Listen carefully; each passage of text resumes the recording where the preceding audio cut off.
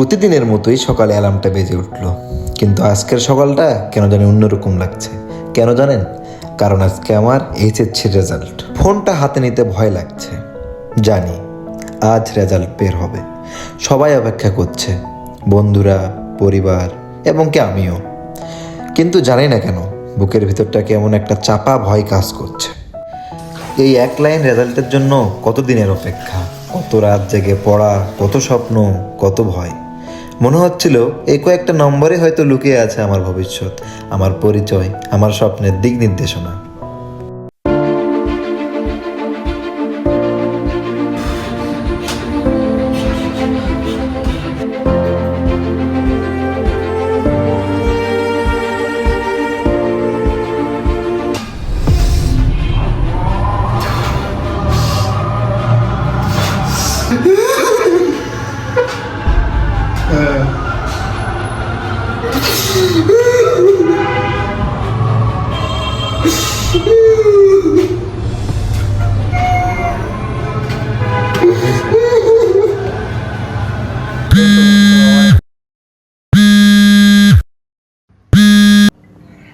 বাবা মিনাজ, তোমার তো আজকে রেজাল্ট বের হয়েছে।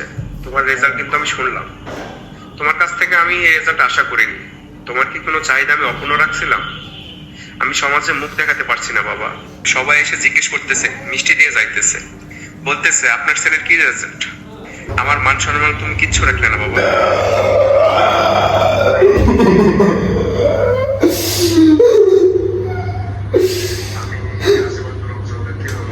আমার মান সম্মান তুমি কিচ্ছু রাখলে না বাবা। আমি সমাজে মুখ দেখাতে পারছি না বাবা। আমার মান সম্মান তুমি কিচ্ছু রাখলে না বাবা। বন্ধু, আমি তো এ প্লাস পেয়ে গেছি। তোর কি রেজাল্ট হয়েছে বল আমাকে।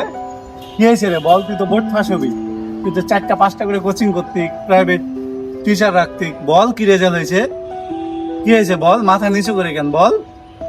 আমার আব্বু তো সবাইকে মিষ্টি দিল, তোর আব্বু দেয় নাই? বল। রেজাল্ট ভালো হয়নি আমার সব শেষ।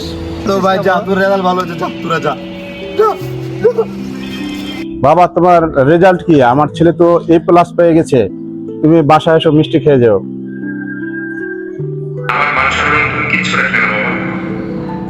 আমি সমাজে মুখ দেখাতে পারছি না বাবা। আপু তো কল দিছিল, ওর রেজাল্ট তো খারাপ হয়েছে। যদি ভুলভাল কিছু করে। মিনাজ, হ্যাঁ মিনাজ, দরজা খোল। মিনাজ,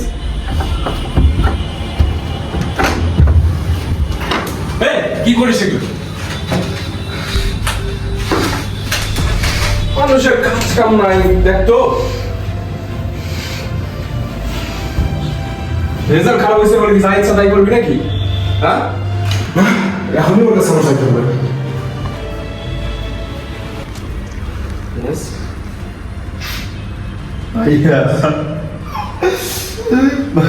আমার রেজাল্ট খারাপ হয়েছে। করিস না, এটা কিছুই না। তুই একসাথে চল, তো রুমে রাখতে হবে। আমি যাবো না, আমি যাবো না। বাইরে গেলে মানুষ কেন জিজ্ঞেস করে? শোনো মিনাজ, রেজাল্ট একটা সংখ্যা মাত্র। তোমার জীবন তার থেকে অনেক বড়। জীবন এখন অনেক বাকি আছে। জীবনকে কখনো সস্তা মনে করো না। তুমি যেটা করতে গেছিলে বা যেটা ভাবছো সেটা কখনোই কাম্য না। আমার মনে হইলো তোকে ঘরে রাখা ঠিক হবে, যার কারণে তোকে আমি বের করে নিই। কারণ একটা স্টুডেন্ট একা থাকলে মাথার ভিতর অনেক চিন্তা কাজ করে। তুই হয়তো জানিস না, আমারও এইচএসসিতে রেজাল্ট দিছিল এবং 3.20 আসছিল। তারপরেও কিন্তু আমি একটা ভালো ভার্সিটিতে পড়তেছি। তো রেজাল্ট কখনোই ম্যাটার করে না। তুই যদি পরিশ্রম করিস অবশ্যই তুই সফল হতে পারবি।